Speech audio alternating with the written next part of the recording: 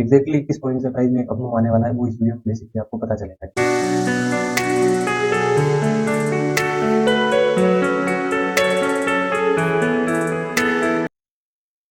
Hello friends, welcome to BS stock. तो आज हम Nifty, Nifty bank, Fin Nifty और सेंसेक्स इन चारों को देखेंगे कि इन चारों में क्या एक्शन बन रहा है और इन चारों के चार्ट हमें क्या सजेस्ट कर रहे हैं कि हमें किस पॉइंट से इसमें बाइंग करनी चाहिए। ठीक है, तो ये वीडियो बहुत इंटरेस्टिंग होगा क्योंकि इसमें एकदम नई चीज आपको देखने को मिलेगी। मतलब आप चारों चार्ट को देख के पता लगाओगे एग्जैक्टली किस पॉइंट से प्राइस में कब मूव आने वाला है वो इस वीडियो में बेसिकली आपको पता चलेगा। तो सबसे पहले तो मैं मैन्युअली एक एक चार्ट को डिस्कस करूंगा और फिर हम चारों चार्ट को साइड बाय साइड रखेंगे और देखेंगे कि चारों में सेम पॉइंट पे किस जगह एंट्री मिल रही है। तो सबसे पहले हम निफ्टी को देखते हैं। ज्यादा ऐसा नहीं कि मैं पूरा ईयरली से इतना टाइम लूंगा, ठीक है, मतलब एकदम फास्ट एनालाइज हम रखेंगे। देखो, अभी हम देखें तो हमारे पास ये वाला सप्लाई जोन है, इस सप्लाई जोन से प्राइस नीचे आ रही है। और डिमांड जोन देखें तो हमारे पास नीचे एक डेली का डिमांड जोन है, प्राइस इतना ऊपर से आ रही है तो हम लेते हैं कंफर्मेशन एंट्री। और अभी तक हमें निफ्टी में कंफर्मेशन एंट्री नहीं मिली है, फिर भी मैंने ये डेली का डिमांड जोन मार्क किया है और इसको डेली का ई का सपोर्ट है। ऊपर हम देखें तो हमारे पास एक सप्लाई जोन और है इस पॉइंट पे। अब हम चलते हैं बैंक निफ्टी पे। तो बैंक निफ्टी में हम देखें तो इसमें भी वही हुआ है, कंफर्मेशन एंट्री अभी तक इसमें नहीं मिली है। ठीक है, और अभी हम देखें तो प्राइस इस वीकली के ईएमए से नीचे आ रही है। मैंने आपको मेरे ज्यादातर वीडियो सब वीडियोस में ये बताया हुआ है कि हमें स्टॉप लॉस वाइड रखना चाहिए और अगर हमारे जोन के पास ईएमए का सपोर्ट है तो हमें स्टॉप लॉस को ईएमए के ऊपर रखना चाहिए। तो ये एक परफेक्ट एग्जांपल मिल गया है। ठीक है, तो हम मतलब स्टॉप लॉस को ईएमए के ऊपर रखते हैं क्योंकि कभी कभी ऐसे केसेस बनेंगे कि आपका ये जोन तो ब्रेक हो जाएगा बट आपका ईएमए प्राइस को डाउन लेके आ जाएगा। ठीक है, तो अगर आपका मतलब यहाँ पे लॉस हुआ तो वो ईएमए से कहीं ना कहीं वो रिकवर भी हो जाएगा, प्लस आपको कुछ आरआर प्रॉफिट भी मिल सकता है। ठीक है, तो अभी इसमें भी ऐसा कुछ कंफर्मेशन एंट्री नहीं मिली है। हम कह सकते हैं कि प्राइस ने इसको ब्रेक कर दिया बट क्लोजिंग नहीं दे पाई है। ठीक है, मतलब ब्रेक तो कर दिया एक बार और इसमें भी सेम वही हो रहा है, डेली का डिमांड जोन बन चुका है प्लस डेली का ईएमए भी है। अब हम चलते हैं फिन निफ्टी पे।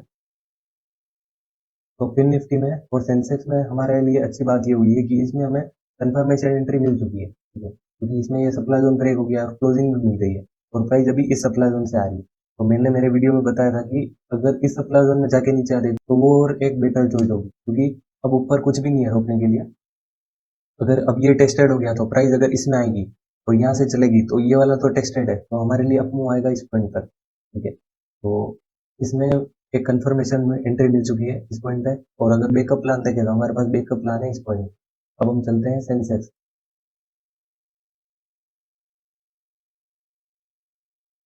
सेंसेक्स में भी हमारे लिए ये अच्छी बात है कि इसमें भी हमें कंफर्मेशन एंट्री मिल चुकी है, प्राइस ने के ऊपर क्लोजिंग दे दी है। ठीक है, प्राइस ने मतलब अभी ऊपर वाला जो सप्लाई जोन है वो टेस्ट नहीं हुआ है लेकिन कहीं ना कहीं मतलब इस डिमांड जोन ने इस सप्लाई जोन को ब्रेक किया है तो ये डिमांड जोन भी अच्छा ही है।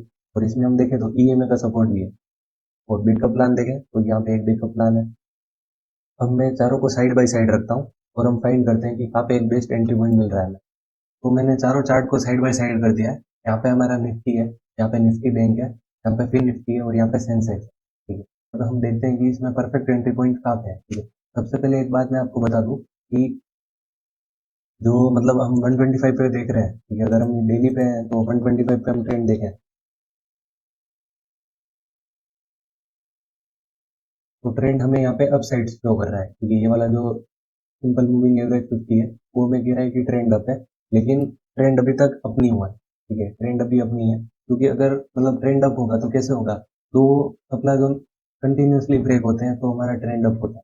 लेकिन अभी तक हमें ऐसा कुछ सिग्नल मिला नहीं है, अभी तक 50 में तो एक सप्लाई जोन भी ब्रेक नहीं हुआ है। ठीक है, और अगर हम इसको ब्रेक भी माने, क्लोजिंग नहीं हुई है वो अलग बात है, लेकिन अगर हम इसको ब्रेक भी मानते हैं क्योंकि प्राइस इसके ऊपर चली गई तो ये ब्रेक तो हो गया, डिमांड जोन ब्रेक हुआ तो हमारा ट्रेंड हो गया है साइडवेज। ठीक है, अगर हम सेंसेक्स और इनमें देखें तो इसमें भी मतलब ये वाला सप्लाई जोन ब्रेक हो गया है तो ट्रेंड हमारा हो गया है साइडवेज। ठीक है, इसमें भी ट्रेंड साइडवेज है, अगर ये वाला ब्रेक हो जाता है तो हमारा ट्रेंड अप हो जाएगा।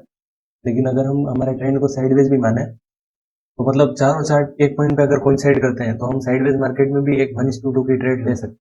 ठीक है, तो अब हम देखते हैं कि हमारे पास एंट्री पॉइंट कहाँ पे है।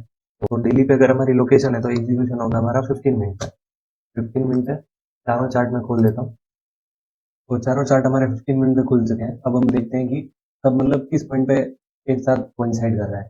तो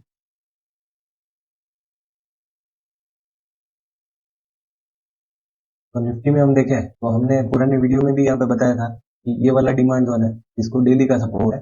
बट हमने ऐसा एक्सपेक्ट किया था कि क्लोजिंग मिल जाए तो वो बेटर रहेगा, लेकिन कहीं ना कहीं मतलब ये सेंसेक्स और फिर निफ्टी की मतलब इस डिमांड जोन में क्लोजिंग दे चुके हैं, वो भी डिमांड जोन में आएंगे। तो अगर ये साथ में चलेंगे सेंसेक्स और ये, तो कहीं ना कहीं निफ्टी और बैंक निफ्टी को भी ऊपर जाना है उस पॉइंट से, ठीक है। तो अगर आप इन चारों चार्ट में स्ट्रक्चर देखो, तो ऐसी स्ट्रक्चर आपको निफ्टी में भी देखने को मिलेगी, ये वाली बैंक निफ्टी में भी आपको देखने को मिल रही है, फिर निफ्टी में भी ऐसी स्ट्रक्चर आपको इस पॉइंट पे दिख रही है, और सेंसेक्स में ऐसी स्ट्रक्चर आपको इस पॉइंट पे दिख रही है, ठीक है।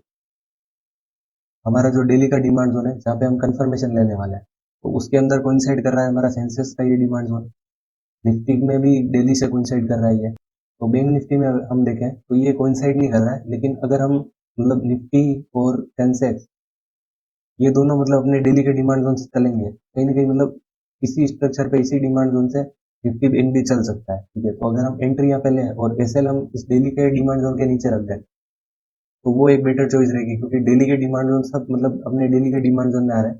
तो वो अगर सेंसेक्स निफ्टी फिर निफ्टी चलेगी तो निफ्टी बैंक को भी इस पॉइंट से चलना ही है, ठीक है। तो ये पॉइंट ही मतलब अच्छा पॉइंट है, ऐसी स्ट्रक्चर आपको सब चार्ट में दिख रही है। तो अगर इसी पॉइंट को हम मार्क कर लें और हमारा जो एसएल है वो इस डेली का डिमांड जोन के अंदर रख दें, ठीक है, तो वो एक मतलब अच्छी चॉइस रहेगी। प्लस हमारा जो ईएम है उसका सपोर्ट भी है, देखो इस पॉइंट पे भी ईएम है, इस पॉइंट पे ईएम है, इस पॉइंट पे भी, इसमें भी ईएमए मिल रहा है, तो हम ईएमए के नीचे भी अपना एसएल रख रहे हैं, तो कहीं ना कहीं ईएमए का सपोर्ट भी मिल जाएगा हमें।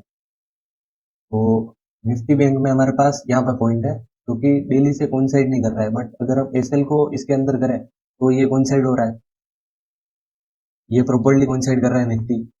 और एक चीज और की फिन निफ्टी है और बैंक निफ्टी वो कहीं ना कहीं पीछे चल रहा है। देखो अगर आप निफ्टी में देखते हो तो निफ्टी में हमारे पास ये वाला डिमांड जोन है, और सेंसेक्स में हम देखें तो सेंसेक्स में भी हमारे पास ये वाला डिमांड जोन है। तो इन दोनों में तो ये डिमांड जोन ब्रेक हो चुका है, लेकिन इसमें अगर हम देखें तो हमारे पास डिमांड जोन यहाँ पे है, डिमांड जोन हमारे पास ये वाला सेम डिमांड जोन इस पॉइंट पे है, तो ये अभी इसमें ब्रेक नहीं हुआ है। प्लस अगर हम फिन निफ्टी में देखें तो फिन निफ्टी में भी यहाँ पे ये डिमांड जोन है और ये ब्रेक नहीं हुआ है, तो हमारे पास बैंक निफ्टी और फिन निफ्टी दोनों पीछे चल रहे हैं, और निफ्टी और सेंसेक्स दोनों एक साथ कोरिलेट कर रहे हैं। तो अगर हमारी सेंसेक्स इस डिमांड जोन में आता है, निफ्टी इस डिमांड जोन में आता है, ठीक है, और हमारे फिन निफ्टी और निफ्टी बैंक दोनों अगर इस डिमांड जोन में भी आ रहे हैं या इस डिमांड जोन में भी आ रहे हैं उस पॉइंट पे, या फिर हमने जो मार्क किया है ये वाला इसमें भी आ रहा है, तो हम इनमें भी आप ट्रेड कर सकते हैं।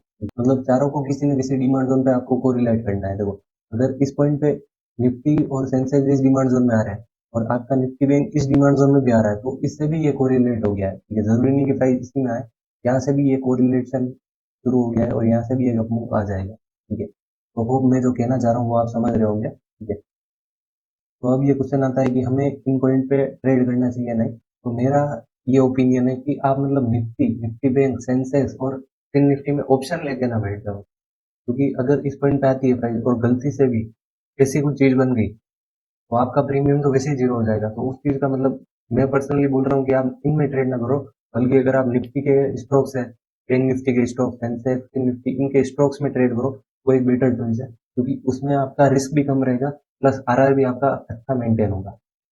होप इस वीडियो में आपको बहुत लर्निंग मिली होगी और आपने बहुत कुछ सीखा भी होगा इस वीडियो से। तो इस वीडियो की जितनी भी लर्निंग हो उसको आप अपनी रियल ट्रेडिंग में भी इम्प्लीमेंट करना, वो आपके लिए बहुत हेल्पफुल रहेगी।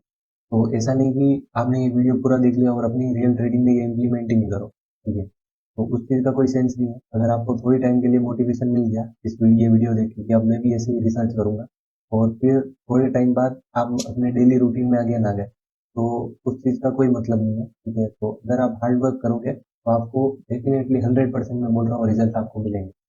Thanks for watching, good night.